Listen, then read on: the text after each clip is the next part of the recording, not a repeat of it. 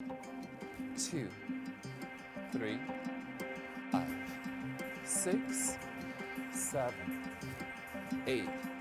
Dana is a dancer turned choreographer whose dance troupe has been performing for nearly 3 decades. Breathe. Easy releve and stay.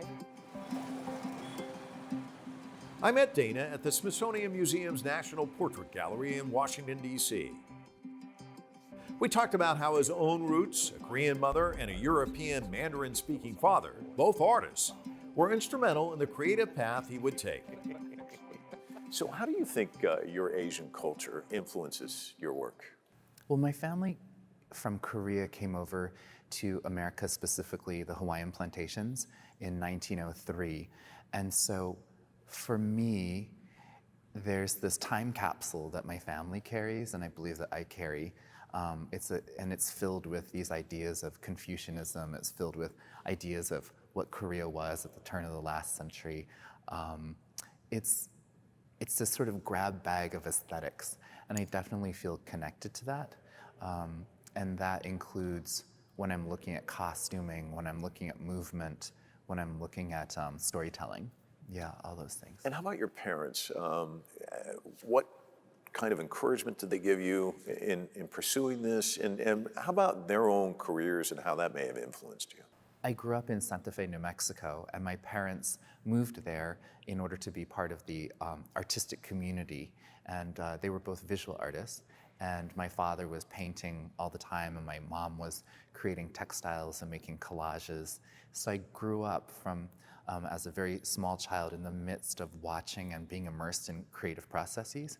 So I think that that definitely contributed to the way I view the world in terms of dance, because I look at the stage as a canvas, and I look at the dancers almost as ink strokes or paint that splashes across the canvas and makes tableaus and then disappears and makes another tableau. So being at the Smithsonian in a museum surrounded by visual arts feels like being at home.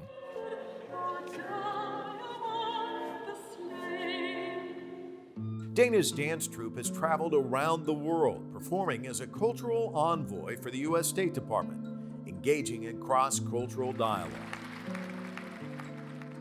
Just pin it. I'm just gonna pin it in the back here like this. In 2016, Dana was named the Smithsonian Institution's first ever choreographer-in-residence. You're the Smithsonian's first choreographer-in-residence, which, wow, that's pretty impressive. When somebody offers you that job and you get it, do you feel like this sudden burden on your shoulder? And what does the job entail? It really is interpreting through dance the collections of the National Portrait Gallery and the different exhibits which travel through which I would choose to create a dance about. And I think it is a big responsibility. You know, it's I don't want to alienate audiences. I want to make sure that they feel even more connected to the collections here, to the museum. And I keep a rigorous schedule on how much time I can place on one work before I move into the next work and the next work. And because I'm a singular choreographer, I'm always challenging myself to make the next work look different than the one before. And so that's always the challenge, is how to like renew the movement, how to find a unique perspective within one of the stories. When you walk through here, it's also inspirational, isn't it, as an artist? Definitely. I mean, you look at these gorgeous paintings. How does that kind of foster things when you're kind of trying to noodle some kind of creative elements? Yeah. Well, I often think of it sort of like that movie, A Night at the Museum, where there are these moments where I am able to be in the galleries by myself when the public isn't here, and just wander through and sort of have a conversation with different great pieces of art, you know, study them more closely, see how they resonate with my creative process, and think about the fluency between the creative processes of a painter, a photographer, for example, a video artist, and a choreographer.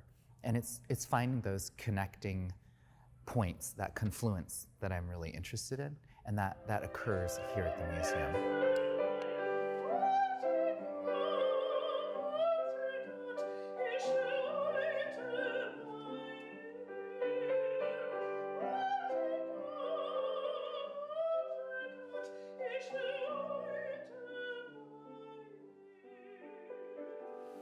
So we're entering the summer gallery right now, and I guess you probably spent some time here because I know you're working on a tribute piece for Marian Anderson. So Yes. talk to us about who she is and what you're hoping to convey. Sure.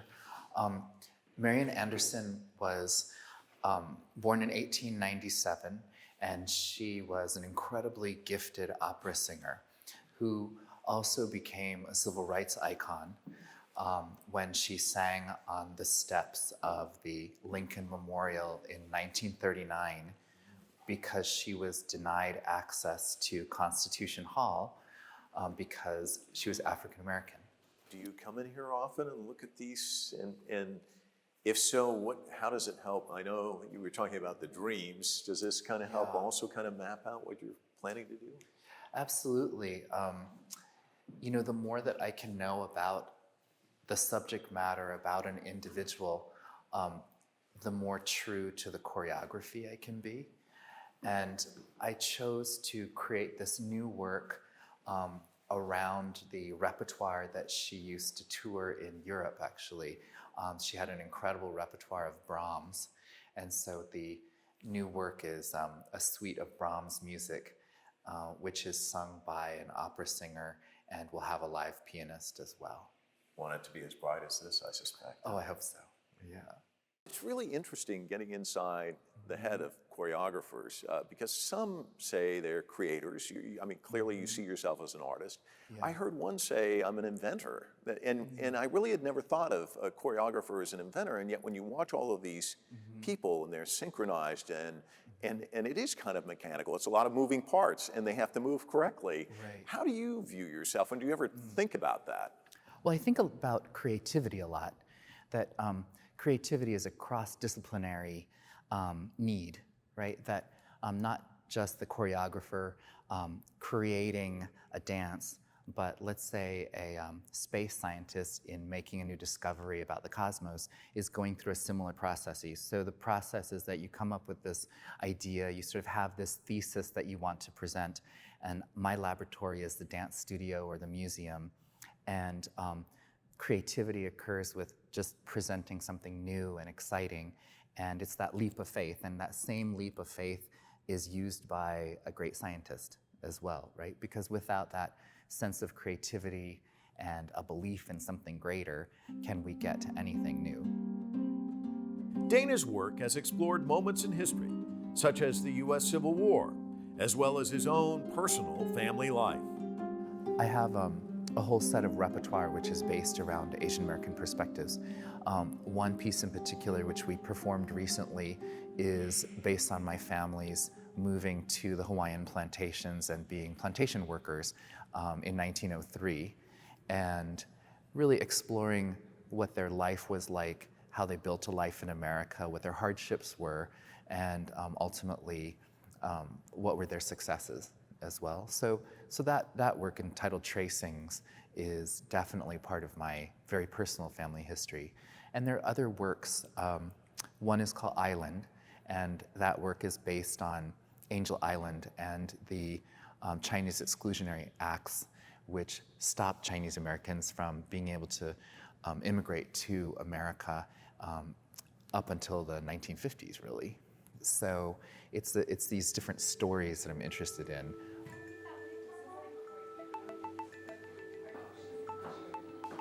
Dana's work has explored moments in history, such as the U.S. Civil War, as well as his personal family history. His work also touches on identity and what it's like coming from more than one cultural tradition. You know, I think that the world is becoming smaller in a sense, right? And that when we look at American identities or really global identities, it's the hyphenated individual, the Asian American, the African American, the Latinx American. It's these in-between places of how we identify that are really becoming more and more enlivened. And those are the unique, interesting stories. I mean, that's where we are now. Unique, interesting stories. Yours is that as well, because I imagine somebody who starts out in Santa Fe and ends up sitting here talking to me, that journey has probably got some bumps along the way and some interesting twists and turns. How did you get from there to here, would you say? Well, you know, I'm a big believer in serendipity, and So I think that there were just a series of very serendipitous events that occurred in my life. And when I was a child, my parents, of course, are visual artists, and my brother is a very good designer. And so I kept searching for, like, well, where's my visual arts talent? Like, what is it? What is it? And I couldn't draw, and I couldn't, just lots of things. And so one day I thought, oh, it's going to be the piano. I'll play the piano. So I told my parents, I just want to take piano lessons, and just take me to a piano teacher. So one day after school, my father put me in the car, and I thought, oh, I'm going to my first piano lesson. And he dropped me off actually at the martial arts karate dojo in the city instead, and enrolled me in martial arts classes. And he was so correct to do that, because that, in a weird sort of way, was my first understanding of movement of dance. So I did competitive martial arts for many, many years, and it was a dojo connected to the Project Tibet organization. So when I wasn't in karate class, then I was talking to Tibetan monks. And so it was a very interesting upbringing. And then one day my father suggested that I take a dance class with one of my friends. And her name, this is true, her name was Salome, like the dancer, the biblical dancer. And so I went with her, and I just fell in love with dance immediately. And that's how it all started. Out and in and stay. Reach open and side. We'll take the same thing. Other side. Dance would bring opportunities for Dana to perform in some of the most prestigious venues in the world, from the Kennedy Center and Lincoln Center to now the Smithsonian. Lift, up and stay. Head drop, lift, up and stay.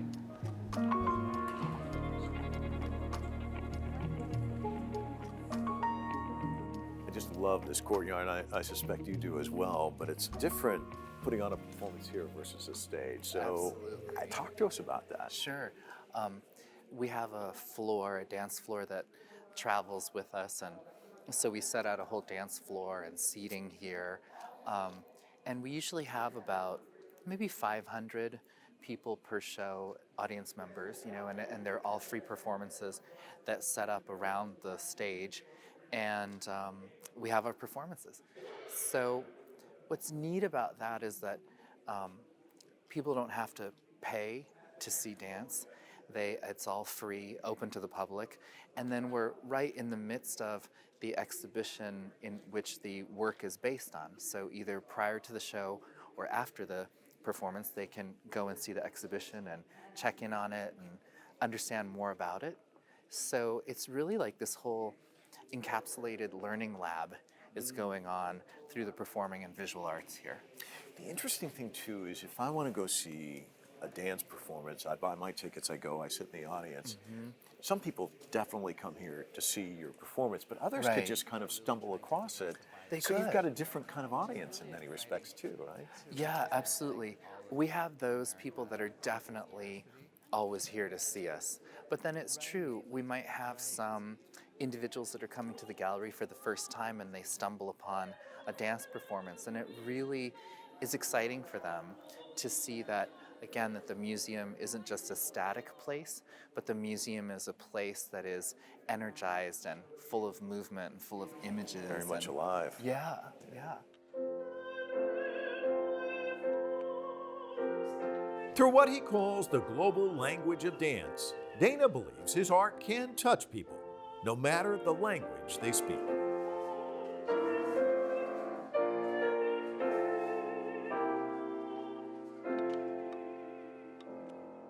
You were talking about the brushstrokes of an artist. You have to convey a message, but it's through dance.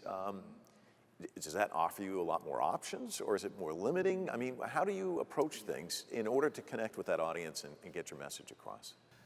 Well, I really believe that movement is one of our primary languages, and that transcends written and verbal languages around the world. That, if you go back in time in terms of humanity's being on this earth, right, that movement would have been one of the things that we all acknowledge. We know when somebody is depressed, or we know when someone is elated through their body movement and posturing. So for me, I just think of language as as movement, and it's a universal for me. And within that, I believe that no matter what country you're of origin or what background you come from, how you culturally identify, there are only a handful of stories which are universal. There's stories of triumph, there's stories of sadness, of death, of birth, of living, essentially. And if I can tap into one of those universal stories, but through the perspective of a specific community, then I think that creates empathy within an audience, and that's what speaks to an audience. We live in this global environment, and it's really good to have these perspectives and these stories that you're conveying. Yeah. Is that part of the process, trying to expand people's lenses? It absolutely is. I think that here at the National Portrait Gallery especially, we have all of the portraits of our presidents here on display, of great Americans who have really changed the landscape of America. And yet I think it's very important to constantly be enlivening those portraits any way that we can, and so that it's not just a static image on the wall that the public then is looking at and moves on, but through dance, we can enliven a story which then they can have a different interpretation, which is more contemporary of history. So I think that history for me is a series of stories and lessons which resonate with current audiences. How would you like to be remembered when you leave this job? As kind, as creative, as a trailblazer, as somebody who helped shape people's views on things? Mm-hmm. Well, I would like to be known as a trailblazer in a sense that was able to help people understand that confluence, that intersection of dance and a museum setting, or dance and the visual arts, that we are connected, and that an ephemeral art form like dance, which is here just for the moment, has as much legitimacy as a portrait which hangs on the wall for 800 years. Dana, thanks so much. Really appreciate it. Thank you. It's great. Thanks.